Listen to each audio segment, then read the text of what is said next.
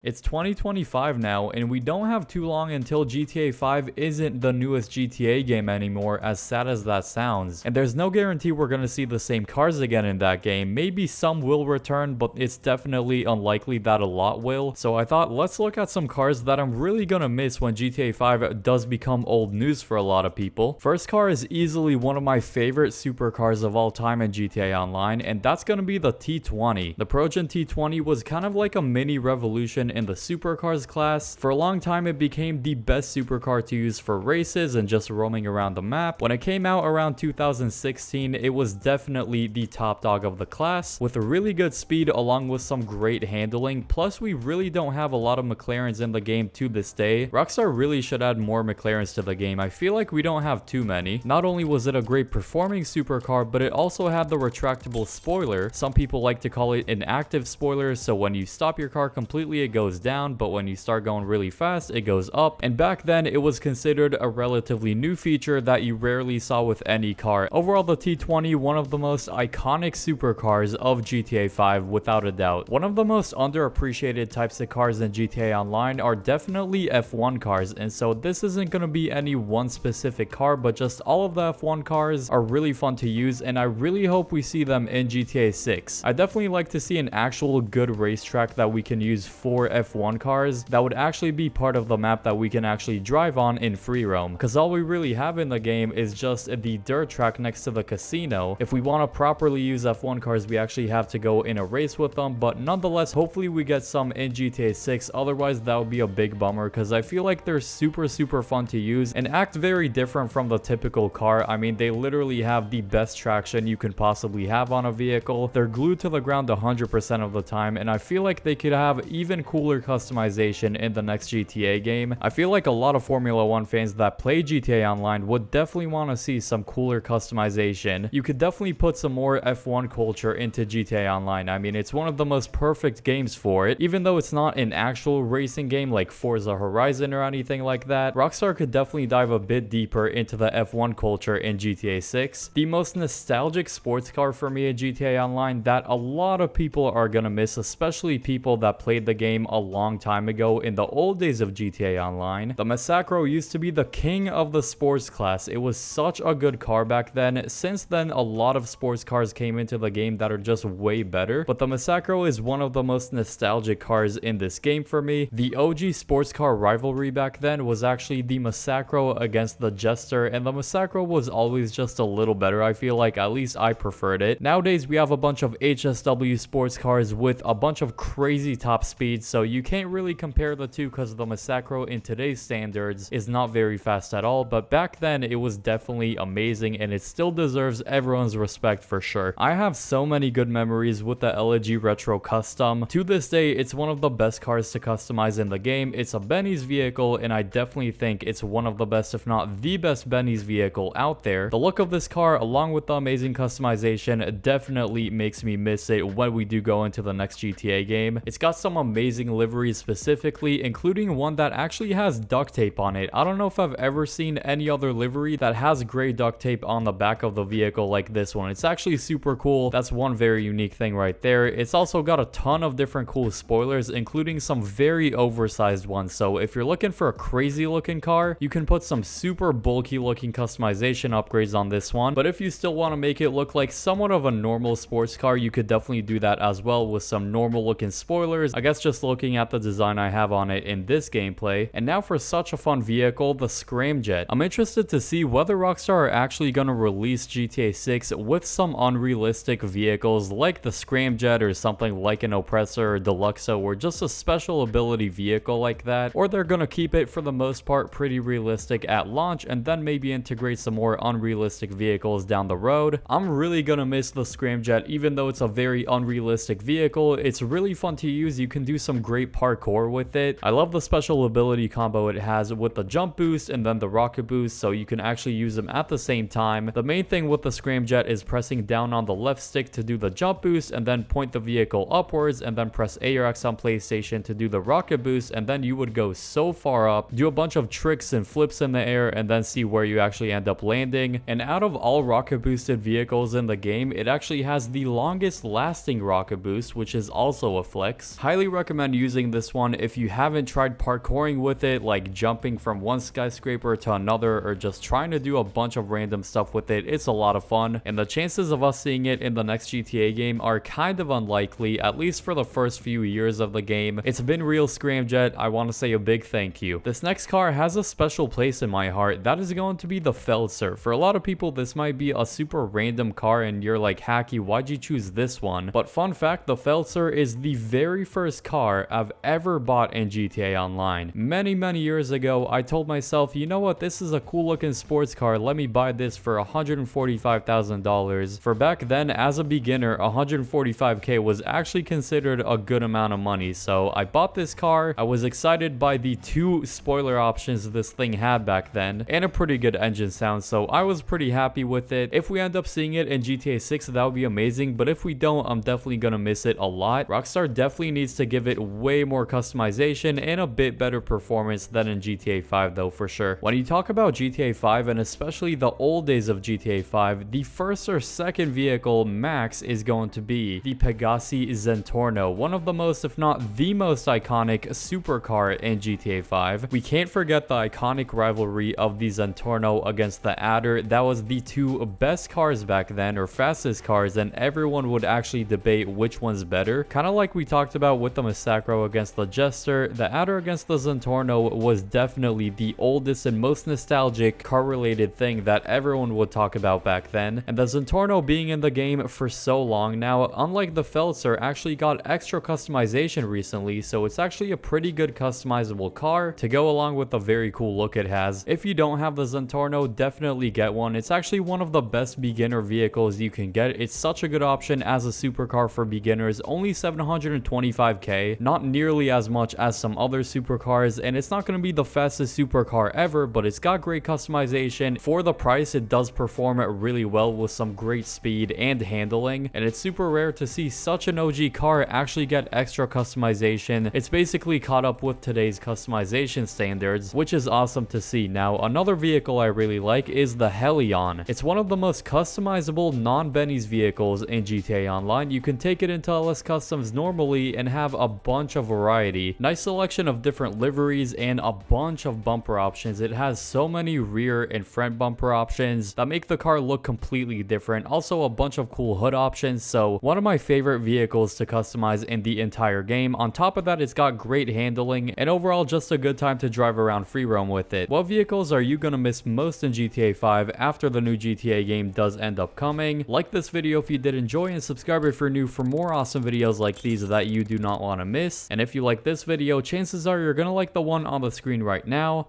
I hope you all enjoy that video, and peace.